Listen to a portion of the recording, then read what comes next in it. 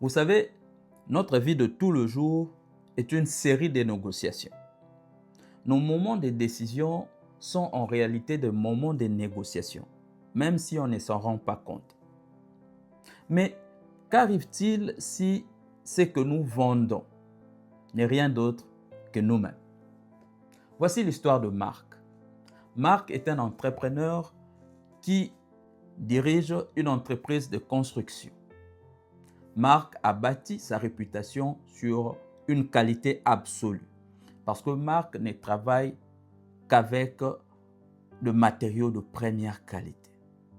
Jusqu'au jour où un promoteur immobilier s'est présenté à Marc avec un très gros projet.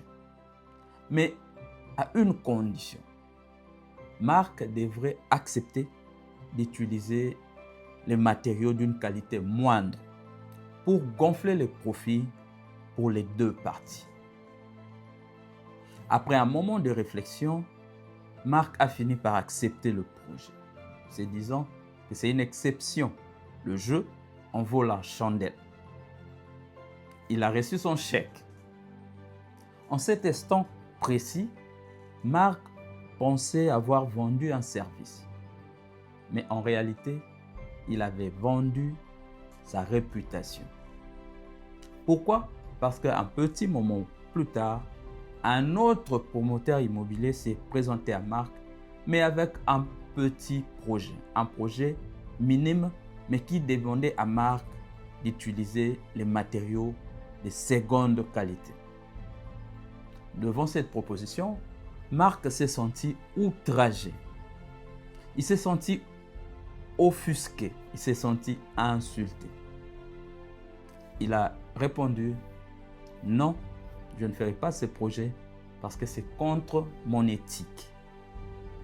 Mais ce que Marc ignorait, c'est que ce deuxième promoteur immobilier s'est présenté par recommandation du premier promoteur immobilier, en se disant que Marc, c'est le type de personne qui peut résoudre, qui peut accepter de bafouer ses principes pour une somme d'argent.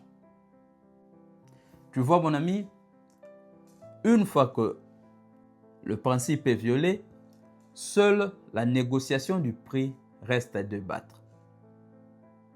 Le gain ne change pas la nature de l'acte.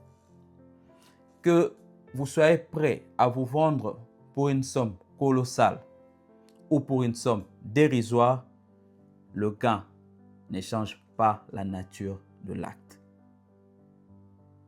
Si vous succombez face à la tentation, si vous acceptez de bafouer vos principes, c'est parce qu'au départ, ces principes n'étaient pas inaliénables. Je sais, on dit souvent que tout a un prix. Mais est-ce vrai? Tout a vraiment un prix? Nous devrons tout monnayer? À travers ces numéros, je suis tenté de nous poser une question.